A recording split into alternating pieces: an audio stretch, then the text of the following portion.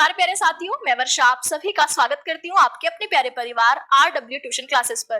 तो प्यारे साथियों, आज की इस वीडियो में हम बात करने वाले हैं लाटी कहानी पर और 10 मिनट में ये कहानी आपकी। चलिए शुरू करते हैं। लाटी कहानी, जिसकी लेखिका है प्यारे साथी शिवानी। इसकी लेखिका का नाम है शिवानी और इस कहानी के जो मुख्य पात्र हैं, जो हीरो और हीरोइन है, का नाम है कप्तान जोशी और इनकी पत्नी बानो। फिर देखिए, अब हम यहाँ पर देखें तो इस कहानी के जो मुख्य पात्र आपको दिखाई देंगे वो होंगे कप्तान जोशी, एक फौजी जो कि अपनी पत्नी की खूब सेवा करते हैं। बानो, कप्तान की पत्नी, टीबी से पीड़ित है और बहुत मासूम है। नेपाली भाभी, सैनिटोरियम में ही एक और महिला आएंगी, नेपाली भाभी, जो बहुत तेज तर्रार है, हट्टी कट्टी है, हंसमुख है, पर दुखी है क्योंकि उनका पति उन पर ध्यान नहीं देता है ना, उसकी देखभाल नहीं करता। अंततः वह टीबी से मर जाती है।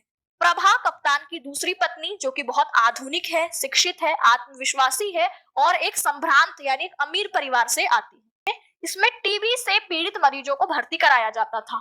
तो आप देखेंगे कि कहानी की शुरुआत में बताया है कि ऊंचे ऊंचे देवदारों के झुरमुटों के बीच बसा। देवदार इन पेड़ों का नाम है, झुरमुट मतलब समूह।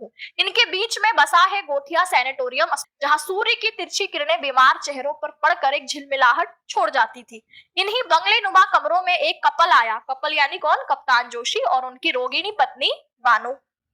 शादी के तीसरे दिन ही कप्तान को युद्ध के लिए बसरा जाना पड़ा था। तो 2 साल बाद जब वो लौटते हैं तो पता चलता है कि उनकी पत्नी तो टीबी की मरीज बन चुकी है। पीली, दुर्बल, फिर भी आंखों में वही नरमी, वही संकोच भरी दृष्टि उनको अपनी पत्नी में दिखाई देती है।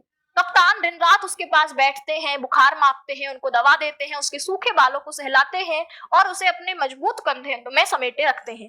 सैनिटोरियम में 2 साल बाद मिला यह पहला सुख था, जहां ना तो उनका ससुराल का बंधन था और ना समाज की नजर थी। कहानी आगे बढ़ती है। सैनिटोरियम में एक और महिला का जिक्र आता है, जिनका नाम है नेपाली भाभी। किसी जलती हुई मशाल की तरह हंसती थी, अपने पति और अपने ससुर को खूब गालियां देती थी, अपने शराबी अमीर पति को कोसती थी और सबको अपनी बातों से हंसाती रहती थी। कप्तान उसे सुन सुनकर खूब हंसता था और जाकर अपनी पत्नी को भी उनकी सारी बातें बताता था और हर सुख दुख अपनी पत्नी के साथ बांटता था। लेकिन एक दिन अचानक भाभी को खांसी के दौरे पड़ते हैं और वह खून के बीच पड़ी मिलती है और अचानक उनकी मृत्यु हो जाती है। कप्तान और बानो दोनों उनकी मृत्यु को देखकर टूट जाते हैं। मौत अब उनको और पास लगने लगी थी, जैसे किसी ने कान में आकर कह दिया हो कि समय कम है, जी भर जी लो। बानो अब और ज्यादा चिड़चिड़ी हो गई, मगर कप्तान फिर भी उसे वैसे ही प्यार करता जैसे कोई माँ अपने बीमार बच्चे को। चांदनी रात में ओवरकोट में लपेट कर उसे बाहों में लेकर चीड़ की पेड़ों की छाया में ले जाता। आगे कहानी बढ़ती है। एक दिन अचानक डॉक्टर कप्तान जोशी से कहते हैं कि बस 3 दिन और बचे हैं, बानो को यहाँ से ले जाना होगा, क्योंकि सैनिटोरियम में जो भी मृत्यु के करीब होता था उसको घर भेज दिया जाता था।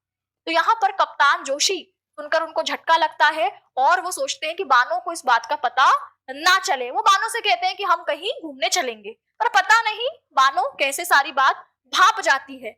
अगले दिन जब सुबह कप्तान उठते हैं तो बानो गायब थी। बहुत ढूंढते हैं, कहीं मिली नहीं। दूसरे दिन नदी के किनारे उसकी साड़ी पड़ी हुई मिली और उसकी वह साड़ी जो उसकी पहचान थी। बानो ने मृत्यु को चुपचाप गले लगा लिया, वो भी बिना किसी को बताए। कहानी 16 साल बाद आगे बढ़ती है। 16 साल बीत चुके थे। कप्तान अब मेजर बन चुका था और अब उसकी दूसरी शादी भी हो चुकी थी, जिसका नाम था प्रभा, जो कि MA पास थी और मेजर जनरल की बेटी थी। अब उनके 2 बेटे और एक बेटे भी थी। एक दिन वह नैनीताल घूमने आते हैं और फिर भुवाली की एक छोटी सी चाय की दुकान पर रुकते हैं। वहीं कुछ वैष्णवियां बैठी थी। उनके बीच एक चेहरा था जो कप्तान को बानो जैसे लगा।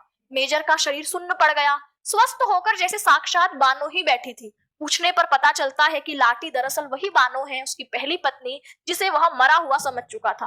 अब वह गूंगी हो चुकी है।